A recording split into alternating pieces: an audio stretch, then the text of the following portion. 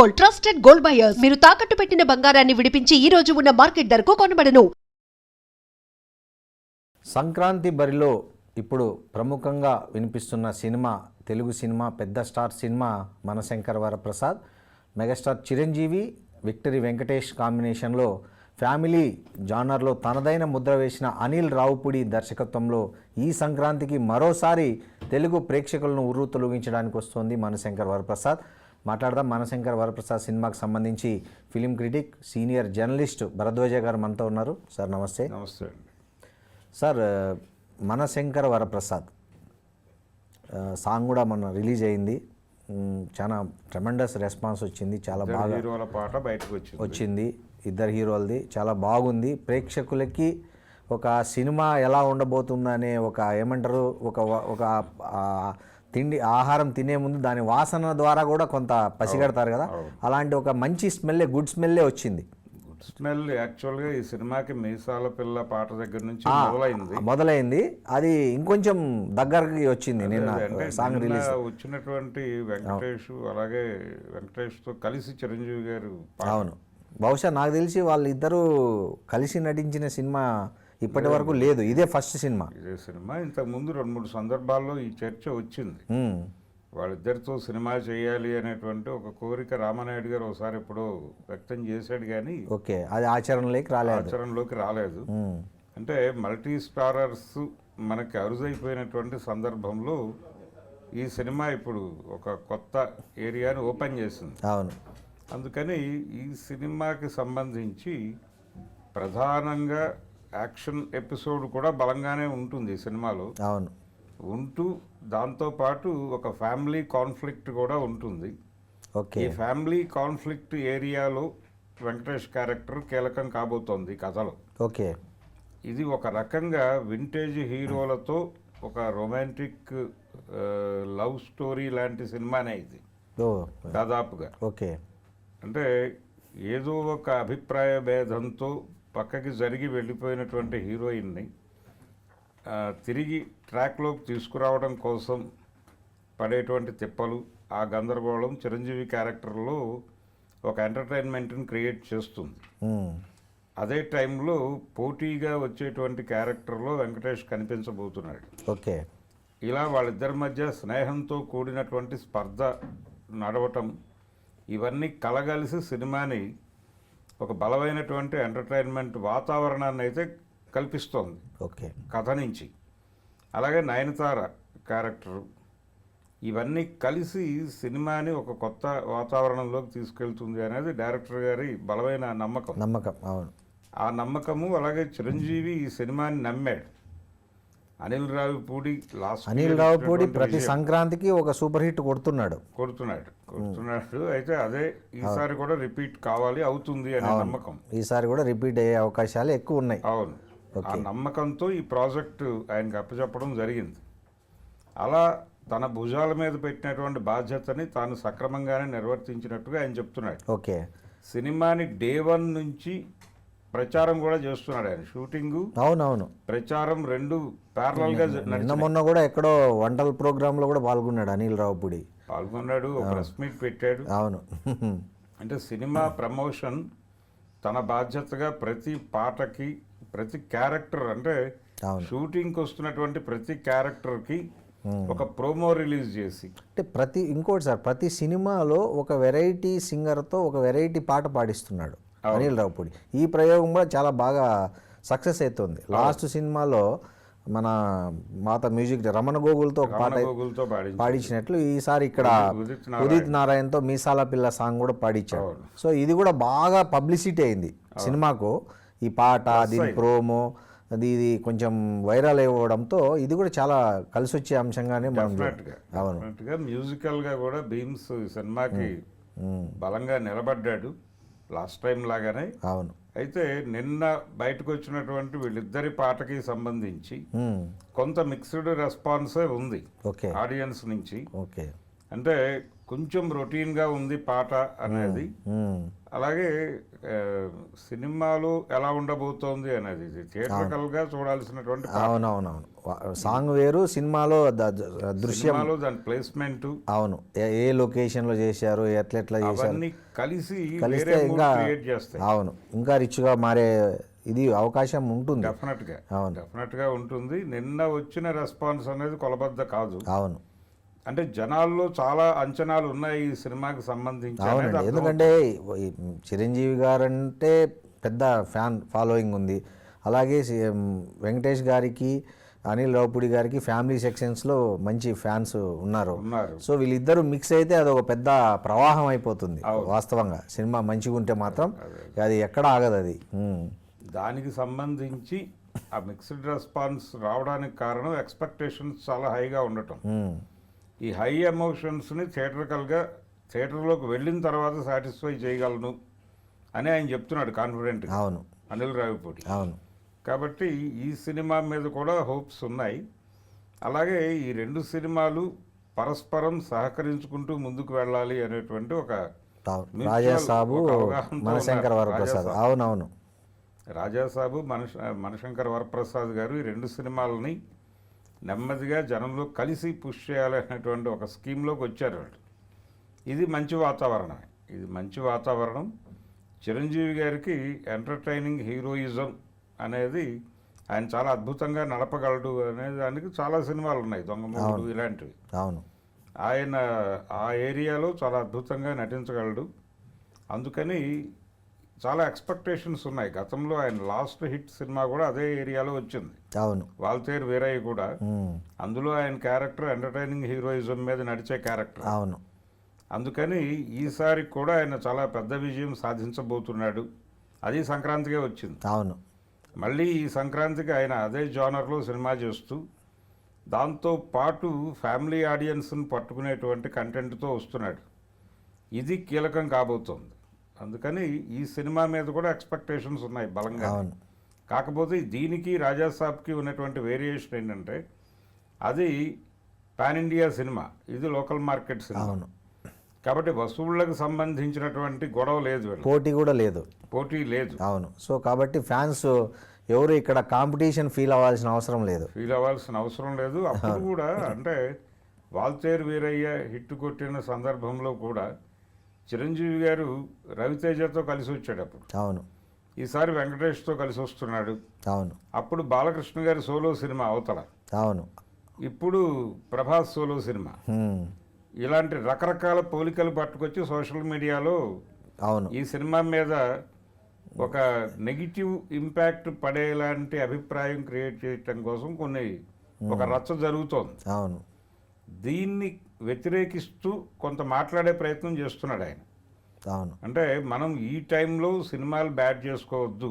అంటే మీరు ఈ సినిమాని టార్గెట్ చేస్తే రేపు పొద్దున మీ సినిమా రిలీజ్ అయినప్పుడు ఈ అభిమానులు ఆ సినిమాని టార్గెట్ చేస్తారు. కాబట్టి పరస్పరం నష్టపోతాం. ఈ పని చేయకపోతే ఇద్దరం లబ్ధి పొందేటువంటి అవకాశం ఉంటుంది.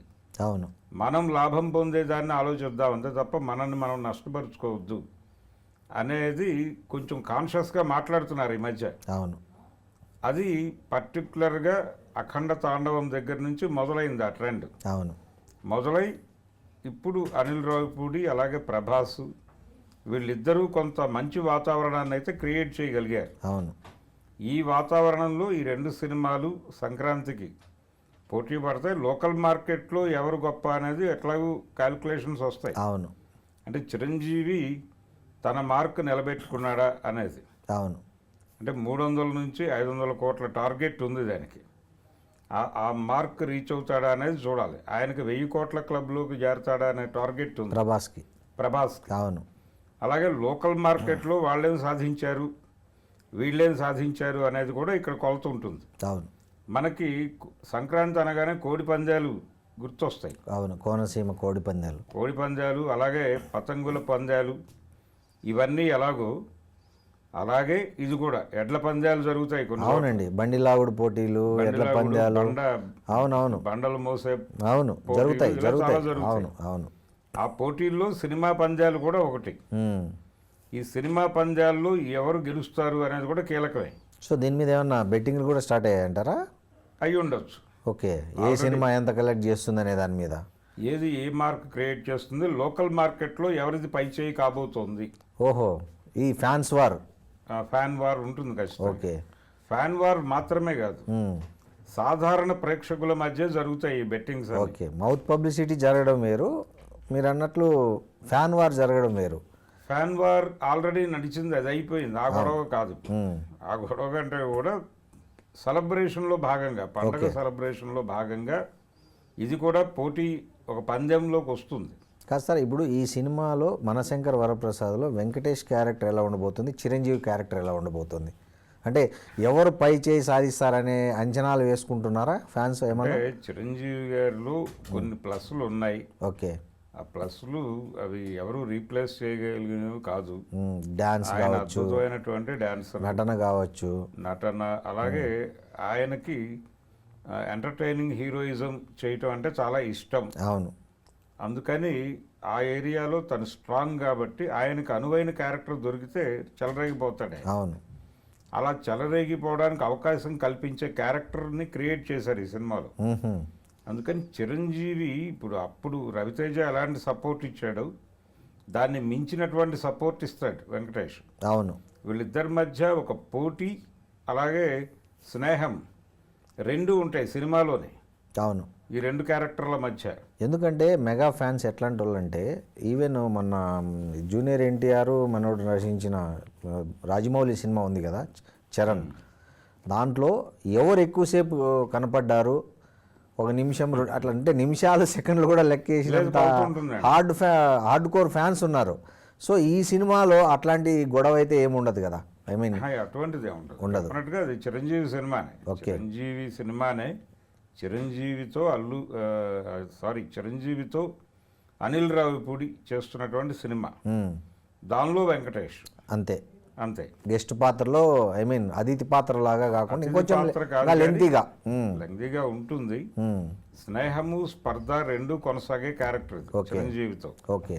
అందుకని తప్పనిసరిగా పాత్రకు ప్రాధాన్యత ఉంది కథలో. రేసీగానే ఉంటుంది స్క్రీన్ ప్లే. ఆ రేసీ స్క్రీన్ ప్లేలో ఇతను వచ్చిన తర్వాత ఎంటర్టైన్మెంట్ డోస్ పెరుగుతుంది. అవును. ఈ మీసాల పిల్ల అనే పాటను బట్టి చూస్తే హీరోయిన్కు కొద్దిగా ఆటిట్యూడ్ ఉన్నట్లు మనకు అర్థమవుతుంది. అంటే హీరో వ్యవహార శైలి నచ్చక, అదే అంటే వాళ్ళిద్దరికి వివాహమయ్యి విడిపోయి ఎవరి జీవితాలు వాళ్ళు గడుపుతున్నటువంటి పరిస్థితుల్లో మళ్ళీ తను హీరోయిన్కి దగ్గర కావాలి అనుకునేటువంటి హీరో. అవును. తను దగ్గర కావాలి అనుకుంటున్న టైంకి ఆ అమ్మాయి లోన్లీగా ఉంది అనే విషయం తెలిసి ఇంకొక పాత్ర ఎంటర్ అవుతుంది. ఆ ఎంటర్ అయ్యే క్యారెక్టర్ వెంకటేష్ది. ఓకే. అక్కడ నిజానికి వీళ్ళకి పాత స్నేహం ఒకటి ఉంటుంది. ఈ కొత్త ఏరియాలో స్పర్ధ మొదలవుతుంది. అతనికి తెలియదు వీళ్ళిద్దరి మధ్య ఉన్న పాత రిలేషన్. చిరంజీవికి వెంకటేష్కే హీరోయిన్తో. ఓకే. హీరోయిన్తో చిరంజీవి క్యారెక్టర్కి ఉన్న రిలేషన్ ఏంటో ఈ క్యారెక్టర్కి తెలియదు. అవును, వెంకటేష్ క్యారెక్టర్ తెలియదు. ఇదేదో కొత్త ఎంట్రీ అనుకుంటాడు, ఇక్కడ పోటీ పడాలనుకుంటాడు, ఇది పాత గతం నుంచి బ్యాక్గ్రౌండ్ ఉంటుంది. అవును అనే విషయం తెలిసి ఆ తర్వాత ఈ క్యారెక్టర్ ఎలా రియాక్ట్ అవుతుంది అనేది ఒక క్యూరియస్ పాయింట్ ఆ సినిమాలో. అంటే ఒక రకంగా ప్రేమదేశం లాంటి కథ ఇది. ఓకే. ఓకే. అంటే ఒక హీరోయిన్, ఇద్దరు హీరోలు, ఒక ముక్కోణపు ప్రేమ కథ తాలూకా ఛాయలు కూడా ఉంటాయి దీనిలో. సో అయితే మళ్ళీ ముస్తఫా లాంటి ఒక సూపర్ హిట్ కొట్టబోతుంది. ఓకే. వెటరన్ హీరోలతో ఇలాంటి లవ్లీ సబ్జెక్ట్ చేయటం అనేది తన సెల్లింగ్ పాయింట్గా ఆయన అనుకుంటున్నాడు. ఓకే. అనిల్ రావిపూడి అది వర్కౌట్ అయ్యే అవకాశాలు ఉన్నాయి. అనిల్ రావిపూడి ఒక కాంబినేషన్ నేను గమనించా సార్. లాస్ట్ టైం వచ్చిన సంక్రాంతికి వస్తున్నాంలో అక్కడ సేమ్ మెగా ఫ్యామిలీ నుంచి ఎవరో ఒకరు తన సినిమాలో ఉంటున్నారు. అప్పుడేమో వరుణ్ తేజ్ ఉన్నాడు, ఇప్పుడు మళ్ళీ మెగాస్టార్ చిరంజీవి. సో ఈ ఫార్ములా బాగా కలిసి వచ్చిందని చెప్పుకోవాలి, అంతేగా. అంటే అందరి అభిమానుల్ని సినిమాకి నెగిటివ్ కాకుండా చూసుకుంటున్నాడు. అట్లాంటి జాగ్రత్తలు చాలా తీసుకుంటున్నాడు అనిల్ రావిపూడి. ఇప్పుడు ఓపెన్ గా మాట్లాడుతున్నాడు. అవును. అంటే అతని నుంచి వచ్చిన ప్రతిపాదనే రాజాసాబ్ మా సినిమా కంటే ముందు రిలీజ్ అవుతుంది కాబట్టి మేము వెళ్ళి ఆ సినిమా టాక్ ఏంటో చెప్తాం అని చెప్పాడు నన్ను ప్రెస్ మీట్. అవును. కాబట్టి ఆ మేరకు ఒక సుహృద్భావపూరిత వాతావరణంలో మనం సక్సెస్ కొట్టాలి అవును మన సక్సెస్ ఒకప్పుడు ఇబ్బంది అవును సార్, ఒకప్పుడు హీరోల వార్ ఉండేది ఇండైరెక్ట్గా. వాళ్ళు ఎవరు దాన్ని మాట్లాడే వాళ్ళు కాదు, ఓపెన్గా స్టేట్మెంట్లు ఇచ్చేవాళ్ళు. ఇప్పుడు ఏంటంటే నిజంగా మొన్న ప్రభాస్ ఇచ్చిన స్టేట్మెంటు, సంక్రాంతికి వస్తున్న సినిమాలన్నీ హిట్ కావాలి, ఏదైనా సీనియర్ల గురించి కూడా చాలా గౌరవంగా మాట్లాడడం జరిగింది. ఇది మంచి ట్రెండ్ తెలుగు సినిమా పరిశ్రమకు కూడా, ఫ్యాన్స్. డెఫినెట్గా మంచి ట్రెండ్. ఓకే, ఇది కొనసాగుతుంది అని అనుకోవాలి, కొనసాగాల్సిన అవసరం ఉంది. అవును, మార్కెట్ రీత్యా కూడా అవును, నెగిటివ్ చేసుకోవటం వలన ఈ సినిమాకి ఈ అభిమానులు నెగిటివ్ చేస్తే రేపు పొద్దున వాళ్ళ సినిమా రిలీజ్ అయినప్పుడు ఇప్పుడు ఏ సినిమా అయితే బ్యాడ్ అయిందో ఈ హీరో అభిమానులు ఆ సినిమాని టార్గెట్ చేస్తారు. సార్ ఈ సంక్రాంతికి తెలుగులో వస్తున్న ప్రముఖంగా ఇవేనా, ఇంకా ఏమన్నా కూడా ఉన్నాయి రేస్లో? ఇంకా ఉన్నాయి కదండి, రవితేజ గారి సినిమా ఉంది భర్త మహాశయులకు అని, వస్తుందా? వస్తుంది. ఓకే, కొంచెం అటు ఇటుగా సంక్రాంతిలోనే ఉంది అది కూడా లోనే. ఓకే, అలాగే శర్వానంద్ సినిమా ఉంది నారీ నారీ నడుమ మురారి అని. ఆ సినిమా మీద జనాల్లో పెద్దగా అంచనాలు లేవు, కానీ థియేటర్లోకి వచ్చాక మేము కొంత జనాలని డ్రైవ్ చేయగలమని కాన్ఫిడెన్స్తో ఉన్నాడు ఆయన. శర్వానంద్ సినిమాలన్నీ స్లోగా జనాల్లో డ్రైవ్ అయ్యేటివి ఎక్కువ ఉంటాయి, పెద్దగా ముందు అల్లరి సౌండ్ లేకుండా వచ్చి సక్సెస్ పోయే టైపు. అదే జోనర్లో ఉన్నాడు ఆయన, అదే ఆలోచనతో ఉన్నాడు, అదే వ్యూహము. ఓకే, అయితే సంక్రాంతి తనకి కలిసి వచ్చినటువంటి పండగ. అవును, అందుకని సంక్రాంతికి సినిమా ఉండాలి అనే ఉద్దేశంతో ఆ సినిమా రిలీజ్ పెట్టుకున్నాడు ఆయన. ఆయనతో పాటు ఇంకొక సినిమా వస్తోంది, భర్త మహాశయులు, ఈ నారీ నారీ నడుమ మురారి కాకుండా ఓకే ఇంకొక సినిమా, అంటే ఇది నాగవంశీ గారి ప్రొడక్షన్ నుంచి వస్తున్నటువంటి అనగనగా ఒక రోజు అనేటువంటి సినిమా. ఓకే, అది నవీన్ పోల్శెట్టి సినిమా. దాని మీద కూడా ఒక బజ్ ఉంది జనాలకి. ఓకే, అంటే అతని సినిమాలు చాలా ఎంటర్టైనింగ్ గా ఉంటాయి, యూత్ఫుల్ ఎంటర్టైనర్ గా. జాతిరత్నాల తర్వాత ఆయనకు బాగా ఇమేజ్ వచ్చింది. అవును, ఆ ఇమేజ్ వచ్చింది.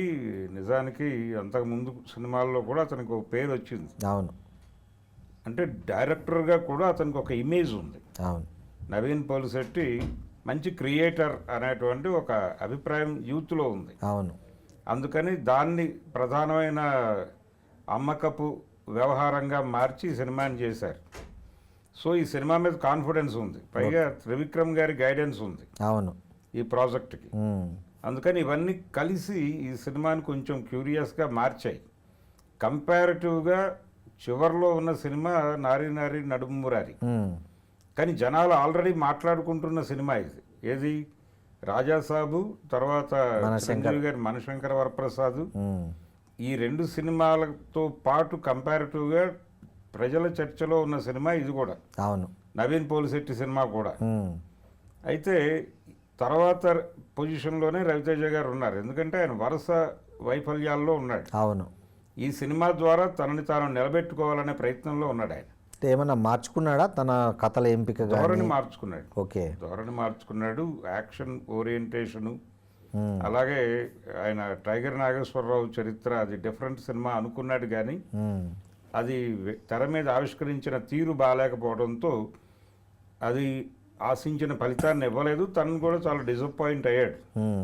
అందుకని ఈ గొడవ వద్దు, అసలు మనం కొంచెం పాత ఫార్ములాని తీసుకుని దాన్ని కొత్తగా ఎలా ప్రొజెక్ట్ చేయగలమో ఆ పద్ధతిలో పెడదాం అని అన్ని విధాలుగా సేఫ్టీ మెజర్మెంట్స్ అన్నీ తీసుకుని చేసిన ప్రాజెక్ట్ అది భక్త మహాశయులు. కొత్తగా ఉంటుంది. సో అయితే ఈ సంక్రాంతికి వెంకటేష్, చిరంజీవి, రవితేజ, శర్వానంద్, నవీన్ పోల్శెట్టి వీళ్ళు ప్రముఖంగా ఉన్నారు, బరిలో ఉన్నారు. సో ఈ వీళ్ళతో పాటు విజయ్ చివరి సినిమా అని చెప్తున్నటువంటి సినిమా కూడా ఉండబోతుంది. అవును, విజయ్ తమిళనాడు విజయ్ సేతుపతి సినిమాతో ఇది చివరి సినిమా అని చెప్తున్నాడు. అవును, చెప్పాడు, ఆల్రెడీ చెప్పాడు, అనౌన్స్ చేశాడు, పబ్లిక్ గా అనౌన్స్ చేశాడు, కాబట్టి సినిమాలు చేయను అన్నాడు. కానీ ఇది నమ్మచ్చా సార్? అంటే ఎందుకంటే చిరంజీవి గారు కూడా ఒకప్పుడు ఇక సినిమాలు చేయను అని అన్నారు, కానీ తర్వాత ఆయన పార్టీని విలీనం చేసి వచ్చేసిన తర్వాత మళ్ళీ సినిమాలు చేస్తున్నారు.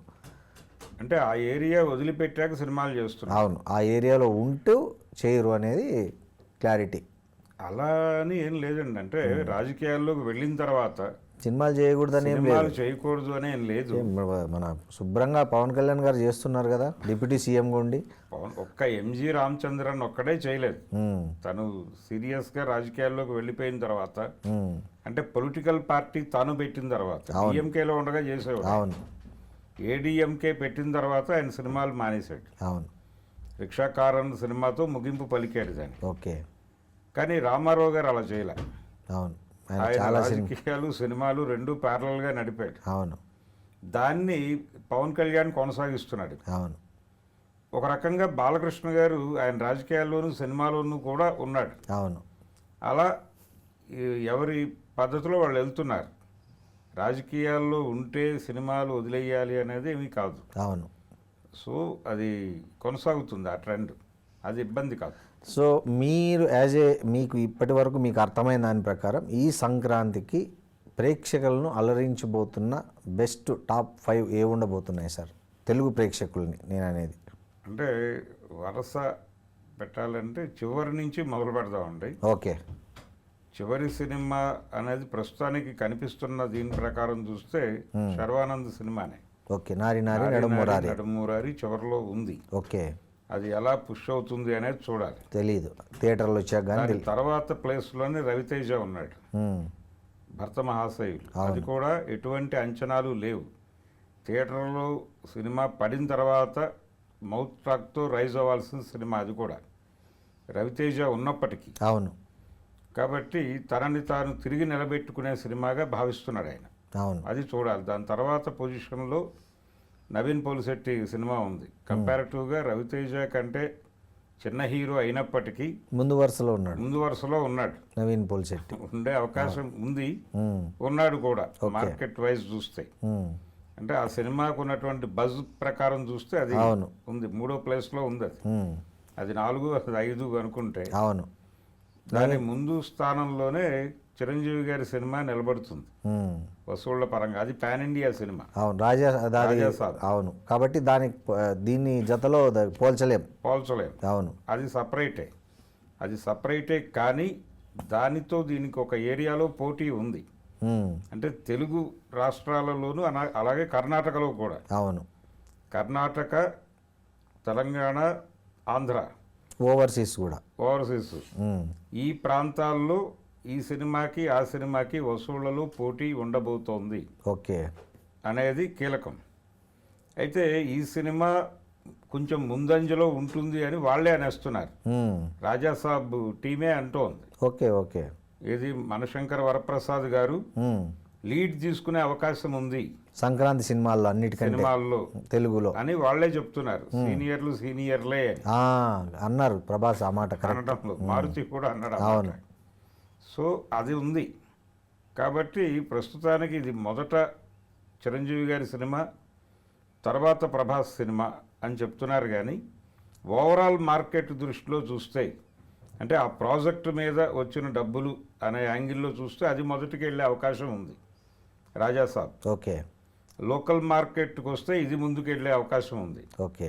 చిరంజీవి గారి సినిమా అంటే చిరంజీవి, ప్రభాసు, ఆ తర్వాత మిగిలిన వాళ్ళు, అది ఆ ప్లేస్లో ఎవరు నిలబడతారు అనేది రవితేజ వస్తాడు అని అంటున్నారు. కానీ నవీన్ పోలిశెట్టి నిలబడే ఛాన్సే ఉంది. అవును. ఎందుకంటే ట్రాక్ని బట్టి. అవును. ఆ తర్వాత ప్లేస్లోనే రవితేజ నిలుస్తాడు. ఆ తర్వాతే శర్వానంద్ ఈ పండగ ద్వారా మళ్ళీ జనంలో తనకి తెగిపోయిన లింక్ని తిరిగి కలపడం కోసం ప్రయత్నం చేస్తున్నాడు ఆయన. సో ఆయనకి ఒక ట్రాక్ ఏర్పడాలని కోరుకుంటున్నాడు ఈ సినిమా ద్వారా. అది వర్కౌట్ అవుతుందని అనుకుంటున్నాను నేను. And for more videos, please subscribe to iDream. Please subscribe to iDream. Please subscribe iDream. And please subscribe to iDream. For more videos, subscribe to iDream. please like, share and subscribe to the channel. Congratulations, iDream. Subscribe to iDream. Subscribe to iDream. So subscribe to iDream Media. iDream ki iDream team andarki huge congratulations. Please subscribe iDream Media. Please subscribe to iDream. Subscribe iDream. Please subscribe to iDream. iDream అంటే నా కళల ఛానల్ను subscribe చేసుకున్న నోరు తిరుగుతలేదు, మీరైతే గంట గుర్తు కొట్టండి. For more such videos, please subscribe to iDream. Subscribe to iDream. Please subscribe to iDream. Please subscribe iDream Media. Please do subscribe to iDream. Please subscribe to iDream Media. For best entertainment and information, please subscribe iDream. And don't forget to subscribe to iDream.